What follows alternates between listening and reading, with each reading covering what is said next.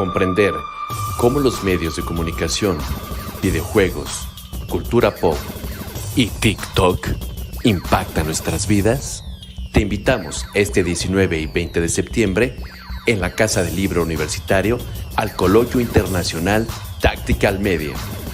Tendremos a grandes invitados internacionales que nos abrirán los ojos de cómo estas tecnologías impactan en nuestras vidas. Para más información, visita www.puedes.unam.mx. Aparta tu lugar. Es un evento completamente gratis, abierto a todo el público y podrás obtener una constancia de participación. El Puedes y la UNAM te esperan.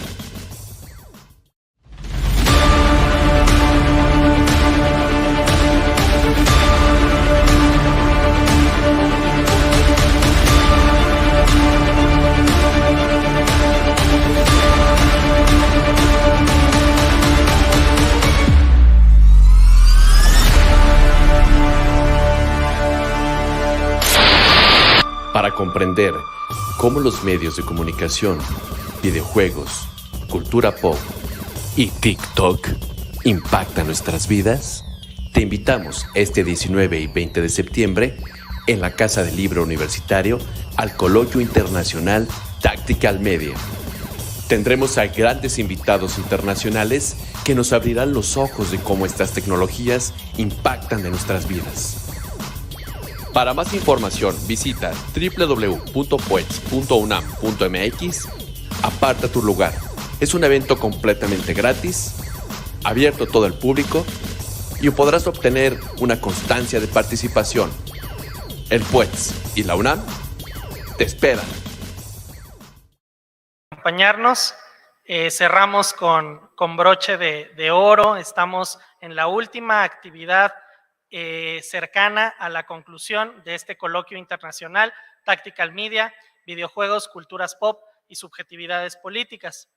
Me toca el honor de presentar a un colega muy admirado que tiene una participación remota con nosotros, preparada a manera de conferencia magistral. Este gran privilegio de que nos acompañe este colega se debe a su notable trayectoria en lo teórico, en lo artístico y como activista. Es una figura sumamente importante del sur global, de los estudios de los medios de comunicación y de las tecnologías, y también de las artes, las estéticas y las formaciones de comunidad en los entornos sociodigitales. Es un gran entusiasmo para mí presentar a todas y ustedes al doctor Ravi Sundaram. Ravi Sundaram es profesor e investigador del Center for the Study of Development Societies, Centro para el Estudio de las Sociedades en Desarrollo, CSDS, con sede en Delhi, en la India. Esta institución está encargada de investigar, preservar y difundir los legados del sur global en las ciencias sociales y en las humanidades. Ravi Sundaram también es el cofundador del programa de estudios y de intervención artística Sarai, junto con colegas como desarrolladores, artistas visuales, performances, artistas de plásticos y también dedicados al estudio del cuerpo, y también integró durante la década de los 90 y la primera década del 2000 el Rax Media Collective. Estas iniciativas de las que estamos hablando pues estaban en pro del arte, la experimentación, pero también el análisis crítico de la Internet. Cuestionaban cuál era el papel de la Internet como proyecto globalizador, de creación de hegemonía e incluso de imposición de sentidos únicos, y cómo el sur global siempre ha sido resistente, no nada más en la organización social y en las comunidades que se pronuncian en contra del poder, sino también en una resistencia estética, mediática, porque el sur siempre ha creado, lo vamos a ver en la charla del doctor Sundaram, sus propias infraestructuras, sus propios planteamientos, sus propios programas en contra de la dominación. Es también Ravi Sundaram experto en los efectos de la aceleración, la efemeridad y la viralización de contenidos digitales así como el impacto de las infraestructuras y corporaciones en las grandes ciudades del sur. Ha sido también un experto en el análisis del comportamiento en relación a las estéticas, al uso de los sentidos y a nuestros afectos. Asimismo, el doctor Sundaram ha investigado nuevos modelos para pensar la tecnología, pero desde una lógica postcolonial, subversiva y subalterna. Es autor de libros como Shaping Technologies del 2003, Crisis Media de 2004, Modernidad Pirata o Pirate Modernity, Media and Urbanism in Delhi de 2010, No Limits, Media Studies in India de 2015, y es el creador de un concepto que Tlatelolco Lab ha estudiado muy profundamente, tecnofármaco. Esto en un libro en coautoría con Joshua Nibbs, Alina Chia y Susana Pasonin en 2015, llamado On Technopharmacology. Escuchemos sin más al doctor Ravi Sundaram. Un placer que nos acompañen todas y todos aquí.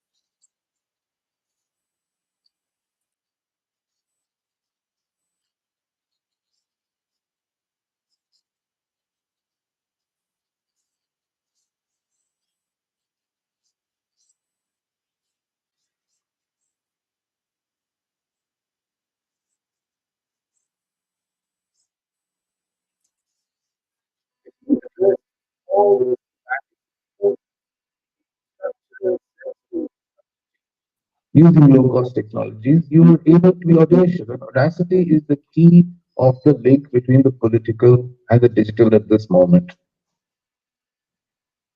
And these are all projects that we funded and we continue to be interested in. And today, I'm really looking at tactical media in the South after 2 decades. It's a point of reflection and it's a point of synthesis, and I'm going to bring together various ideas that I have generated in my writings, my various experiences. So I'm particularly interested in these two concepts. One is this notion of a sensory infrastructure. The infrastructure is the production of value and what video does. I'm also interested in topology. What is topology and what is the topology of contemporary media? And finally, I'm looking at political subjectivity. After 2 decades, when platforms dominate and we're moving into a new world, what kind of political subjectivity opens up for us, right? So the key here is the starting point. That is, media is a mobile, sensory vehicle. Media is kinetic; it moves. We all know this. And media is skin. It generates a kind of sensory outpouring. You feel loss, you feel pain, you feel trauma. There's a dramaturgy of affect that happens with media. We all know this. So the second part of it, which we learned when we set up our space, was the infrastructure form. It's a material. You need electricity. You need an affective environment, and there is sensory environment. To give you an example, when I was a child, I lived in a spot. There was no electricity. It didn't have title. But today, you cannot live without electricity if you're part of the working poor in the global south. You need electricity to charge your phone. And most of the time, the connections are informal, right? They're hacks. This is the old city of Delhi. Look at the wiring. These are all informal connections, mixture of informality and electronic infrastructure is very removed to the global south. And so we have to rework, and we did rework the idea of the tactical. What is the tactical when you enter the global south? So I think the opening up of this epoch is really the US defeat in Vietnam and the decline, the long-term decline of the US as a global power, still very powerful. But it's a long-term decline that is still playing out in front of us. Then the cassette revolution, the coming of VHS, and the crisis of the classical Hollywood analog empire. This really opens up the zone for us. Now, when I do research, I started looking at markets, electronic markets. And in every market, you have a big market, which is dominated by large corporations. But I was most interested in the edges of the market, where the working poor come to buy electronic. This is the edge.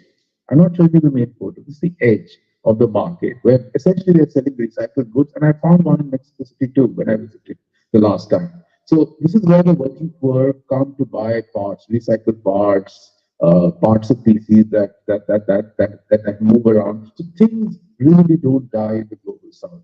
They're always moving around, reassembled, repatched into different circumstances. And what is so interesting is this is a modal form that is transmitted globally across the south. So I go to Shanghai, and this is the same mall. This is outside the main market, right? Now they're doing the same thing. They do the same thing in Sao Paulo, they do the same thing in Mexico City, and I'm sure they do it all over the world in the south. Now, what is very interesting is this is the main market. So this is outside the market, and this is the main market. This is the main market, a big electronics market in Shanghai, where all the main apps and high-end phones, including knockoff iPhones, are sold. So you have this interesting disjunction and differentiation that happens within infrastructure itself, which traffics in different populations, right? Now, so you have kind of post-pirate scenario where the boundary between the legal and the non-legal and the formal and the informal is not very secure anymore. We're not so sure anymore. Now, this is India after independence, 1947. So you see, this is the first time people who weren't white were allowed into the main streets. So this is segregated states. This is 16th August 1947. But then today, the space changes because this is a very big movement that took place in 2012. Now, if you see all the young people who are protesting, they've occupied this, they're having militarized zones, they've occupied the space, they're all burning up their phones. So clearly, the idea of the crowd, the old crowd has changed. It's an animated, inflected crowd which is now mobilizing its online collective, online and offline. So your body is now extended in very, very dynamic ways. So what you have with this new crowd is a crisis of post-colonial governance. So today, non-Western population that was once seen as social political actors, you voted, that's all. Today you have become proliferators of media. So I think what interested me and still does is what does this do to older models of society and politics? So what you have is a circulation engine where you have objects that move in and out of infrastructures, attach themselves to new spheres of the political, right? So, and this is, it's very important to capture this. And I want to go over this again. So once you have constitutive instability of populations, crowds, media objects, you can't see them ideologically anymore. They become a huge productive enterprise, and all kinds of actors start entering the zone. So they attach and exit spectacular events. Right? So this new crowd, which is a new physiognomy of the crowd, which is mobile people, mobile mediums, and the new form of machine proprioception, which is how do people act, who do they address, who do they speak to. So this is a very key thing. So you see again, back to the crowd, everyone is holding a phone. They want to record time because memory is now machine memory and human memory. We are no longer sure what is secure anymore. So the other thing that I think the internet did, and this is something we learned in Sarai, is the video aesthetic opened the global art scene, and we were actually beneficiaries of that. You have a whole generation of artists who worked in video art that came up from the global south. You did not need to be rich. You just need to have some basic infrastructure. So you have very interesting discursive context of thinking, inhabiting, and intervening in the world. So artists in India began engaging with video technology in the 1990s. So it was makeshift, it was conceptual, innovative. So infrastructure, as Brian Larkin has argued, they have a poetics. Infrastructure are not just things, they have poetics. They can include and make possible radical forms of transmission, like the crowd I just showed you. So this was Opus, built by Sarai, which is a kind of a utopian vision of the internet, in Documenta 11 and Castle in 2003, curated by the late Nigerian curator, Okwi Enwenwezor. So it's a kind of first post-colonial document, a very interesting moment, and we built this using old scripts. But you also have other artists from the South who are all product of this big shift of sensory infrastructure. So this is Ravi Sundaram, who uses mobile phone video footage from the Syrian uprising in his event in Documenta 13 in Gaza. This is one of the stills. So what is very interesting about this image is he uses the video phone footage of a person who's recording the moment of his own death in the Syrian uprising. And this is a kind of still, you see the gradient, it's a kind of video aesthetic still. So you see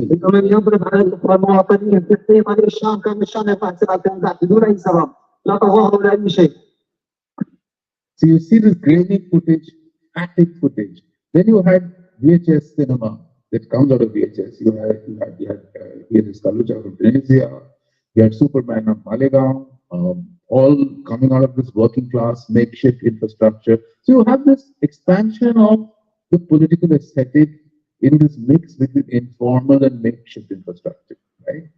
And you had Pirated, a very interesting film, Pirated Copy. If you haven't seen it, please see it. It captures the infrastructure of this time.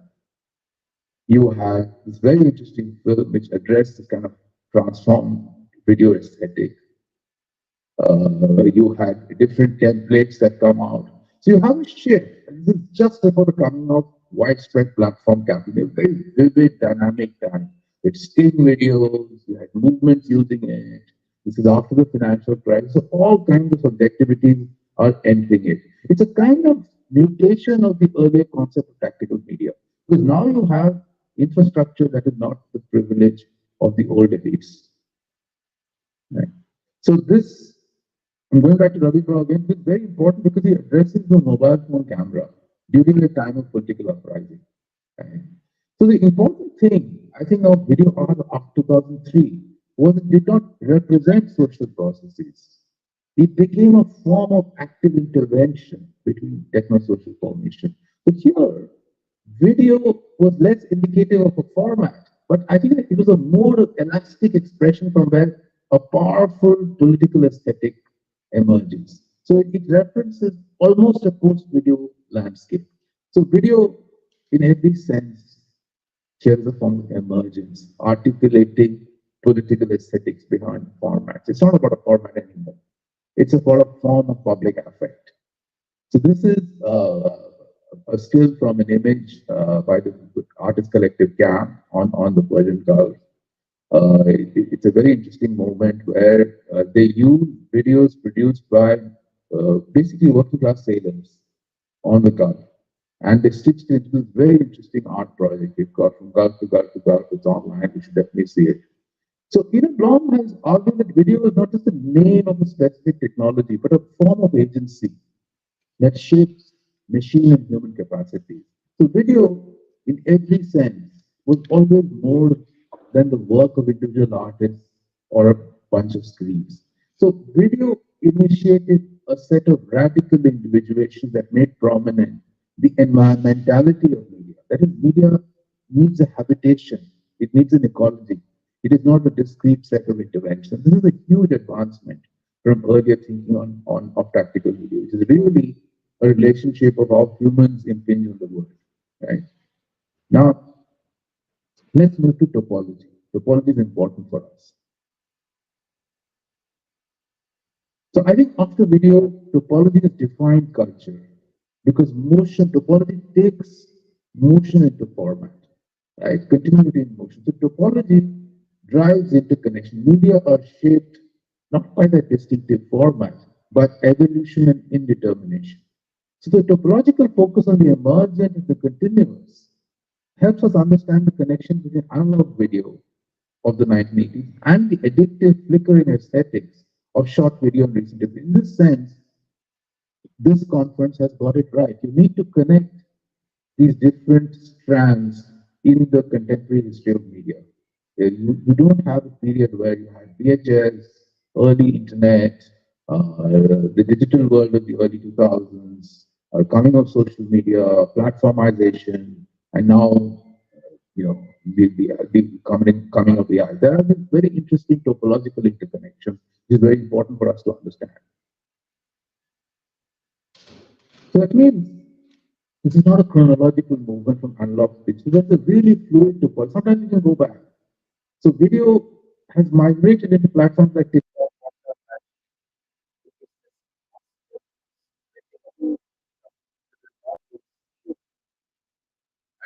new generation into new forms. And that's what I find so interesting. So there was a time, I think, when video was understood as an alternative to the liveness of television. Now you have a completely different loop. Even though it may be owned by Facebook or WhatsApp, it doesn't matter. Live stream video or any form of live streaming disrupts control systems. Sometimes it's live streaming from the far right, but sometimes movements do it, right? So live streaming is a really interesting parallel to the kind of massive network television model that existed in the old days. So with this new machinic energy that you see in population and the constant circulation of media imagery, we are forced, as it were, to forward mimetic media all the time. You are part of a demonstration, the first thing you do is like the live stream or forward. So you have an infrastructural shift at a very formal level, but I think quite a dramatic sensory shift. You can transmit the energy of the crowd globally at any point. And we know this, we have felt it, we have seen it. Right?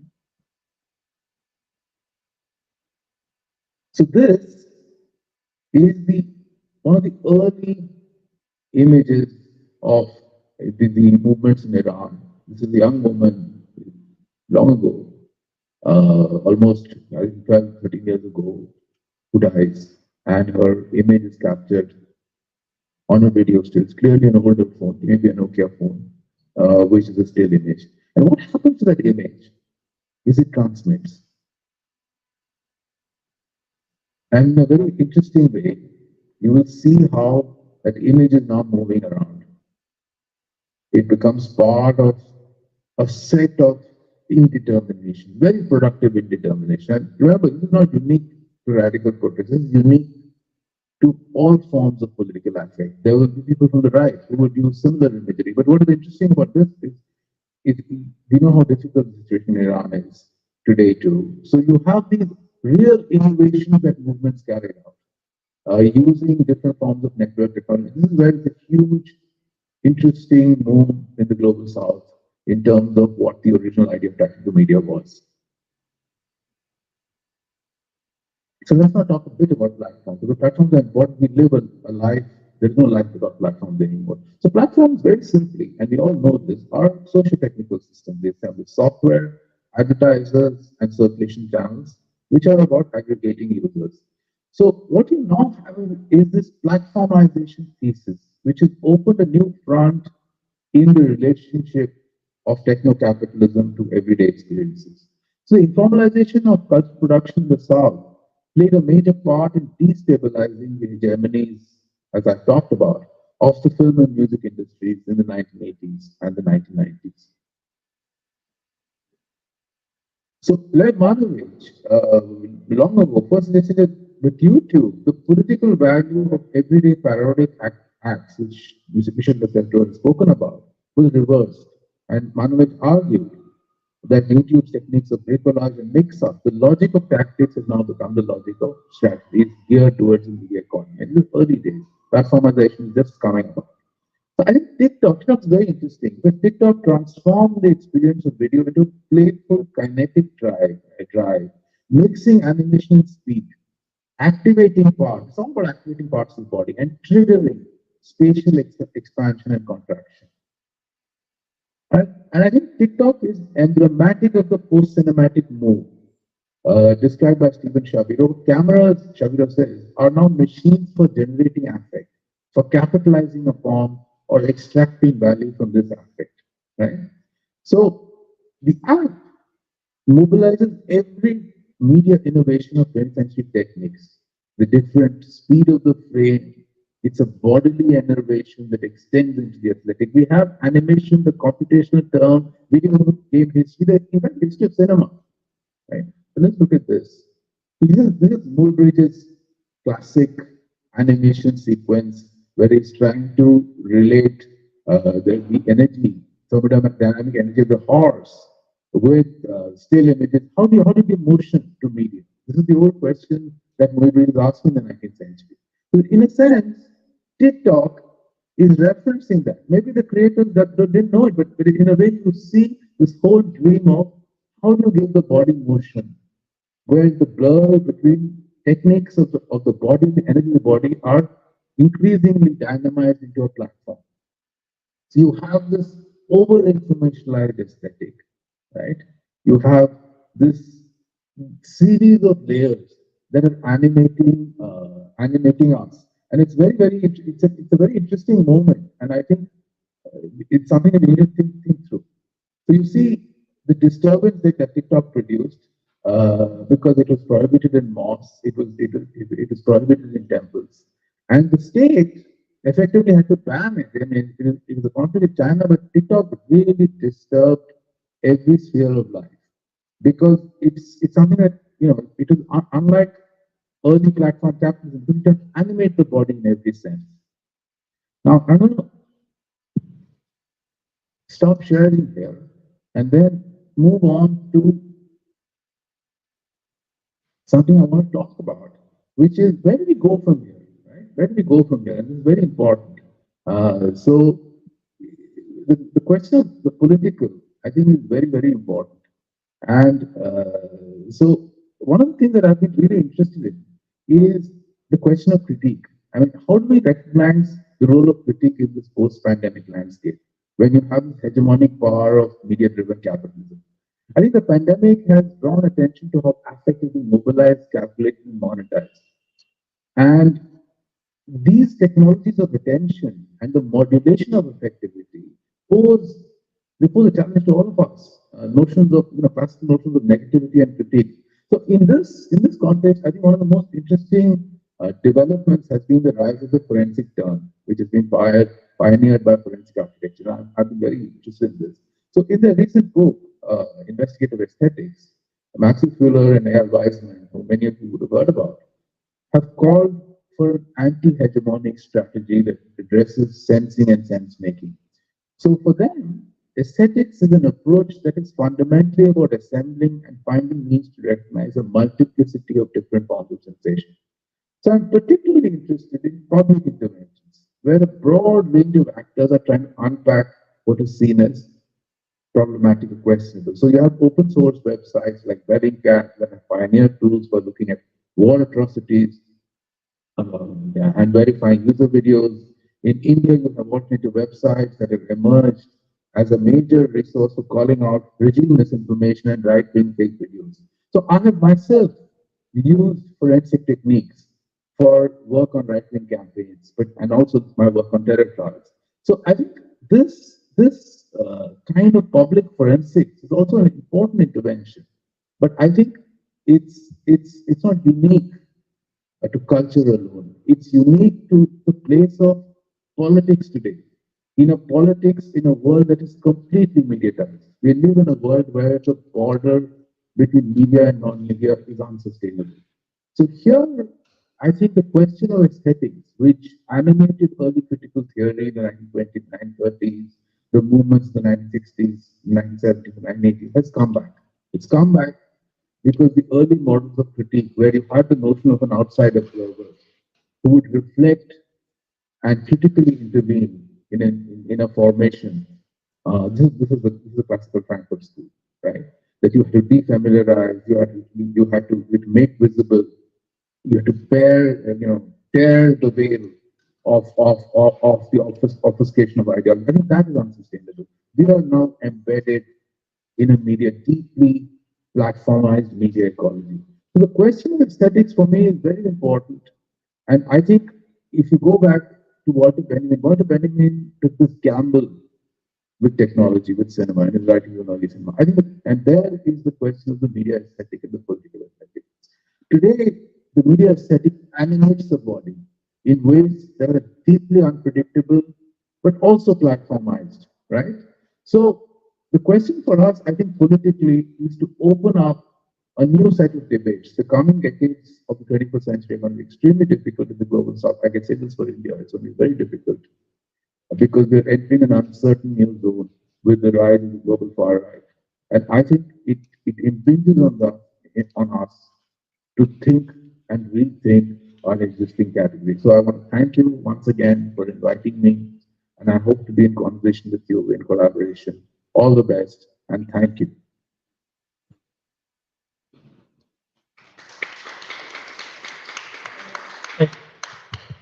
Agradecemos mucho la participación del doctor Ravi Sundaram y bueno, también su compromiso político con el arte, con la estética y con los medios digitales que se subvierten gracias a pues la creatividad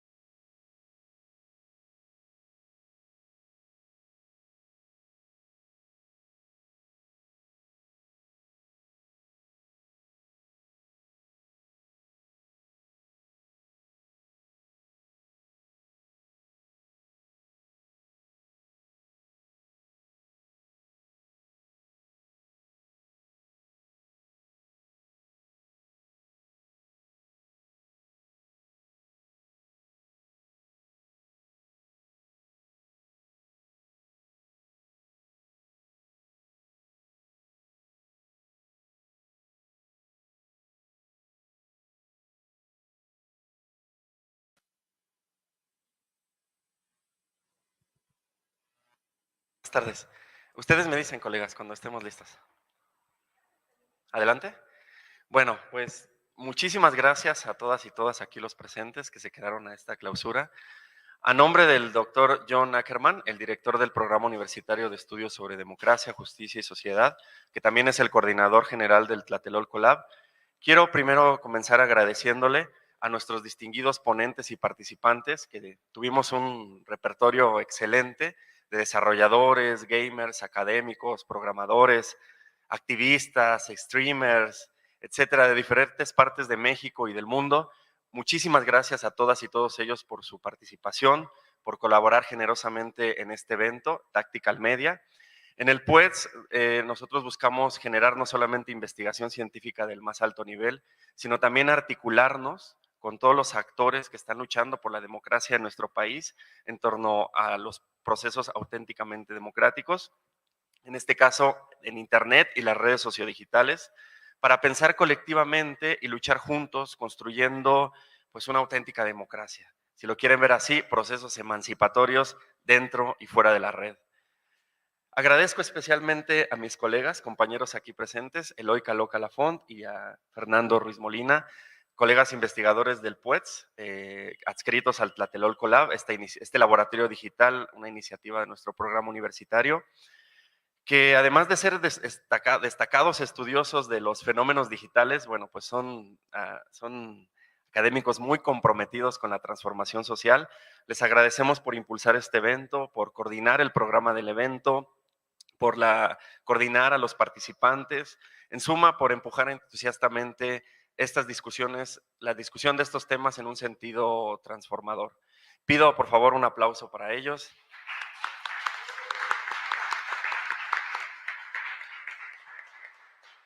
Y bueno, no sé si quieran dar unas palabras finales, un mensaje así rapidísimo para los asistentes y quienes están en las redes.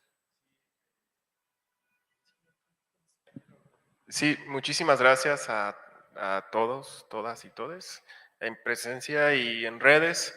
Este evento, pues justamente, como bien decía mi colega Adrián, pues busca un poco poner en la mesa estas perspectivas de los estudios culturales críticos.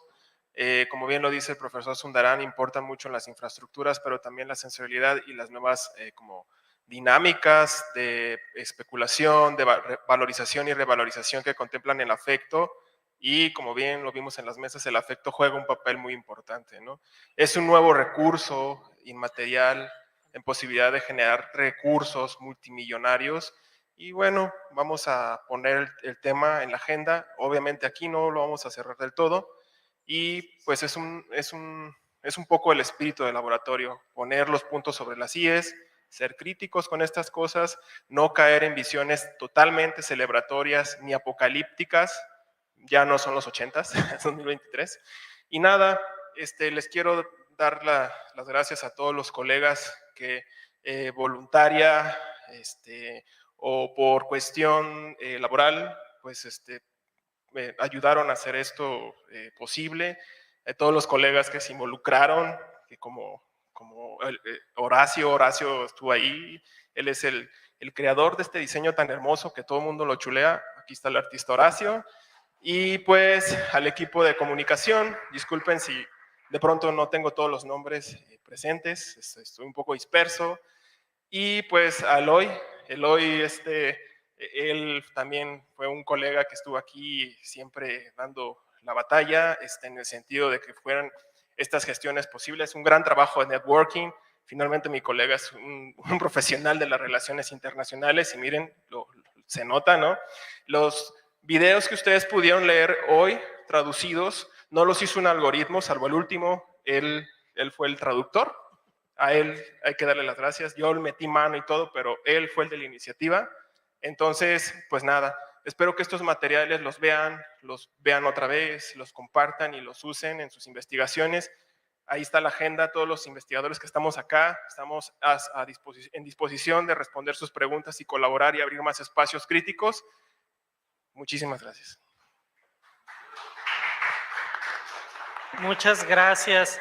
pues yo nada más agradecer mucho a nuestro director del Programa Universitario de Estudios sobre Democracia, Justicia y Sociedad, el doctor John Ackerman. Sin él no tendríamos todo esto, él hace todo esto posible, y a nuestro secretario general, Adrián Escamilla, que está hoy en la representación. Tlatelolco Lab, Laboratorio Digital para la Democracia, es un espacio que se ha preocupado sobre todo por hacer ciudadanía crítica, consciente, responsable, y para crear esa ciudadanía participativa e incluso a veces combativa y que resiste y que demanda sus propios derechos en términos de el uso de las plataformas y los espacios sociodigitales, se requiere abrir la conversación, se requiere una discusión pública, gratuita, incluyente y que llegue a la mayor cantidad de personas. Quiero agradecer sobre todo a todas y todos ustedes que nos acompañaron, tanto presencialmente, que se estuvieron aquí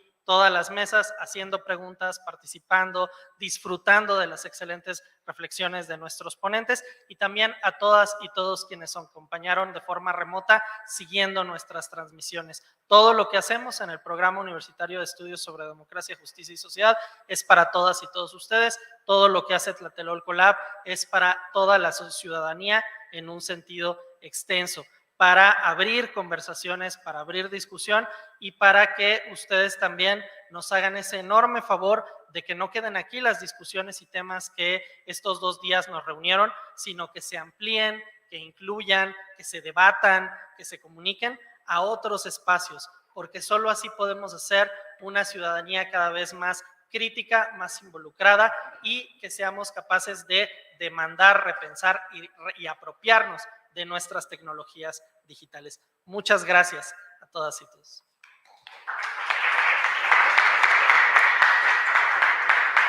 Muchas gracias a ustedes, Eloy y Fernando. Y bueno, ya para cerrar, me permito nada más dar unas palabras.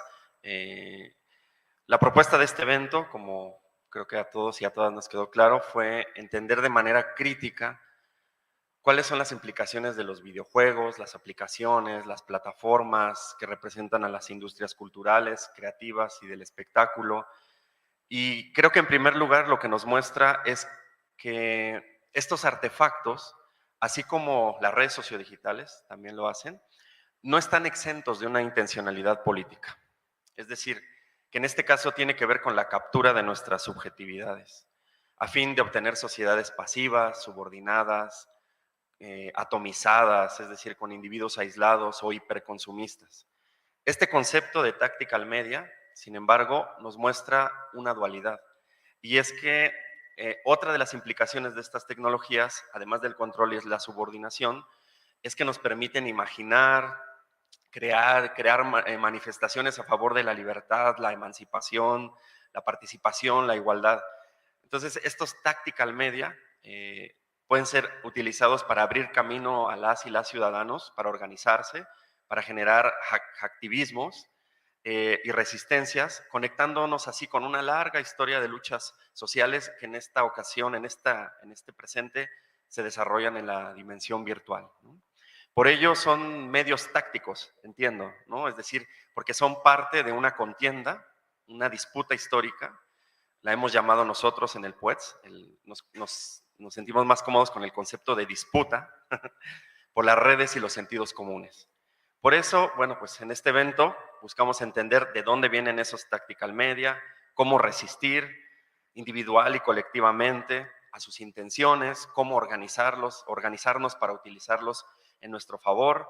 Y hemos visto a lo largo de estos 2 días que pues tenemos excelentes diagnósticos, iniciativas estupendas, que incluso, como lo vimos hace ratito en algunas mesas, ya están generando resistencias organizadas en algunos lugares. Sin embargo, pienso que todavía falta señalar concretamente a los actores contra los que luchamos. Estos actores que establecen o buscan establecer una sociedad disciplinaria, subordinada, atomizada, hiperconsumista, y que están contribuyendo a generar incluso trastornos y efectos psicológicos en nuestras generaciones jóvenes, en los niños, y que son las grandes corporaciones, ¿no? Son estas figuras entendidas como una amalgama de intereses político-económicos que disputan acciones muy concretas, los principales interesados, pienso yo, en promover este pensamiento de control, la manipulación de las subjetividades. Es decir, no podemos desligarnos de que hay intenciones políticas y económicas que están incluso relacionadas con proyectos políticos de ciertos estados-nación y que hay que develarlo también, ¿no? No solo se trata de encontrar otros modos no dominantes de articular las relaciones entre individuos, tecnología, instrumentos, sino pienso también, y ahí retomo unas palabras de Juan Carlos Monedero, quien nos dice, hay que ponerle la sábana al fantasma y nombrar a las cosas como son, ¿no? Y son grandes corporaciones conformadas por estos intereses que menciono, que buscan preservar una sociedad esclavizada en el modo de producción capitalista. Entonces, pues no solo hay que buscar las fisuras, es un concepto que escuché mucho en este evento, las fisuras por donde colarnos, sino más bien hay que abrir los boquetes de manera organizada, de manera participativa, para cambiar estos términos y subvertir esas relaciones de poder. Y pues bueno, aquí desde el Tlatelolco Lab, desde el Programa Universitario de Estudios sobre Democracia, Justicia y Sociedad, les lanzamos la invitación a todas y todos nuestros colegas que participaron en este evento, a los asistentes, a quienes nos están viendo en las redes sociales, a quienes les llegue este mensaje en algún momento, pues para pasar a una nueva etapa, no solo de diagnóstico y de denuncia, sino de construcción, de sinergia, de propuestas concretas, de acción. Nosotros hemos propuesto lo que hemos llamado un decálogo por los derechos digitales, que actualmente se encuentra en el Senado de la República, en donde no solamente buscamos dar mayor garantía para los derechos humanos en las redes, sino proponer acciones muy concretas para limitar ese poder de las grandes corporaciones que está trayendo todos estos efectos. Nosotros los invitamos a sumarnos, a reforzar esta iniciativa, a pensar otras maneras de impulsar estas acciones democráticas y participativas. Tenemos que seguir reuniéndonos, que no todo quede aquí en este evento que salió de maravilla, sino generar a partir de aquí encuentros, más encuentros, reflexiones, diálogos que fluyan, incorporar a más actores e ir reforzando estas iniciativas. Y bueno, pues finalmente, ya lo hicieron mis colegas, pero también a nombre del director quiero agradecerle a nuestro gran equipo de comunicación, encabezado por Olga Carranco, que está aquí presente. Un aplauso, por favor, para aquí, Olga. Osvaldo Urrutia, que se salió hace un momento. Allá está Isis Rangel, está Cristian, está Katia. Bueno, un aplauso para todos ustedes porque siempre están aquí haciendo, no se ve muchas veces y qué bueno, porque eso quiere decir que salen bien las cosas. Cuando salen mal las cosas es cuando entonces sí ya se busca quiénes fueron los responsables, pero todo sale bien es gracias a ellos. También agradecer aquí al equipo de Tlatelolco Lab que está presente, Martín, Rodrigo, Horacio, Ángel, los estuvieron viendo a Diego, los vieron aquí desfilar como moderadores y participantes a lo largo de estos 2 días, a Juliana Tilano, nuestro coordinador de Tlatelolco Lab, Erika, bueno, todos los colegas de aquí del PUES que hacen posible todo esto. Y pues sin más, como dice el protocolo, siendo las 2:27 p.m. del día 20 de septiembre, damos por clausurado este evento. Muchas gracias a todas y todos.